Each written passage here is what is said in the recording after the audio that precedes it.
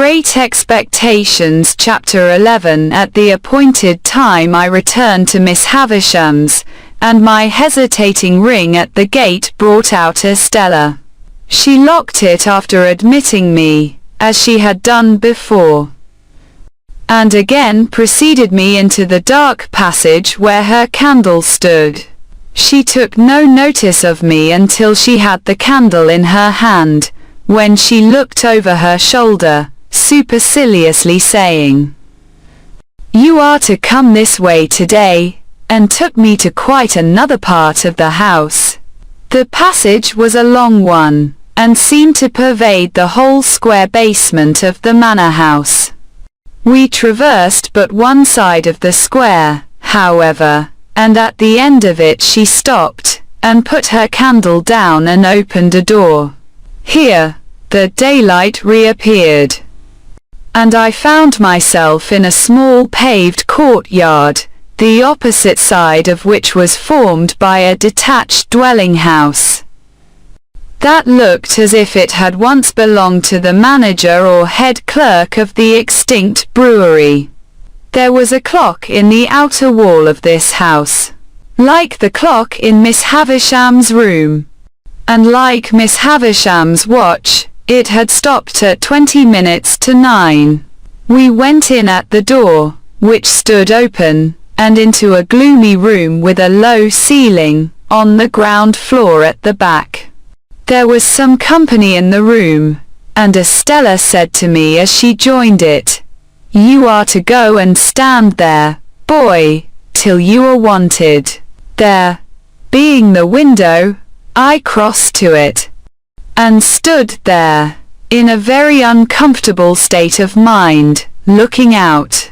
It opened to the ground, and looked into a most miserable corner of the neglected garden, upon a rank ruin of cabbage stalks, and one box tree that had been clipped round long ago, like a pudding, and had a new growth at the top of it, out of shape and of a different colour, as if that part of the pudding had stuck to the saucepan and got burnt.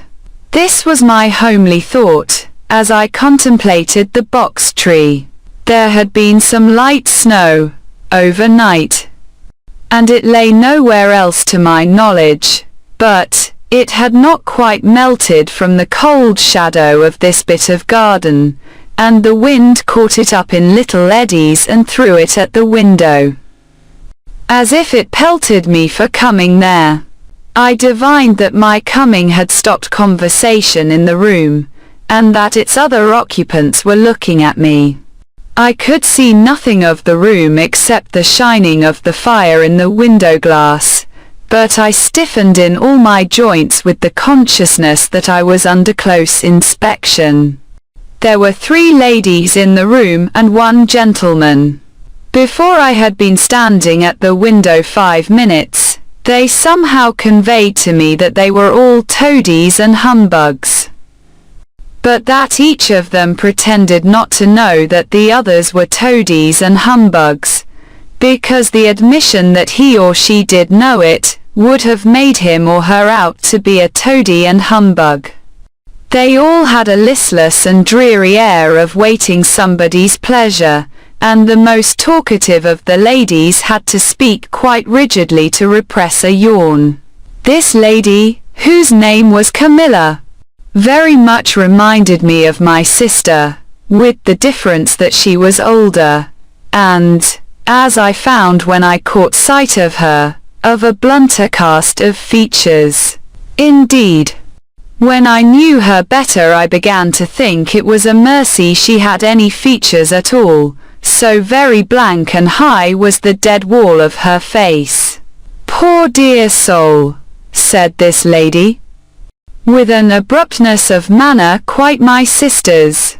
"Nobody's enemy but his own. It would be much more commendable to be somebody else's enemy," said the gentleman. "Far more natural." "Cousin Raymond," observed another lady, "we are to love our neighbor." "Sarah Pocket," returned Cousin Raymond, "if a man is not his own neighbor, who is?" Miss Pocket laughed.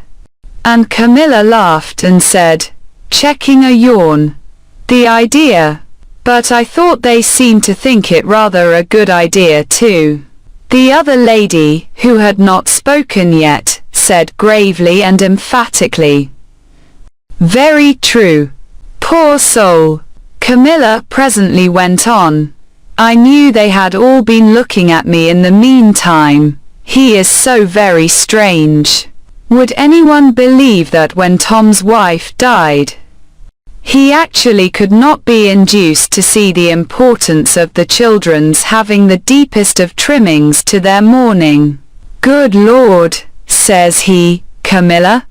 What can it signify so long as the poor bereaved little things are in black? So like Matthew. The idea. Good points in him, good points in him, said Cousin Raymond. Heaven forbid I should deny good points in him, but he never had, and he never will have, any sense of the proprieties. You know I was obliged, said Camilla. I was obliged to be firm. I said, it will not do, for the credit of the family. I told him that, without deep trimmings, the family was disgraced. I cried about it from breakfast till dinner. I injured my digestion. And at last he flung out in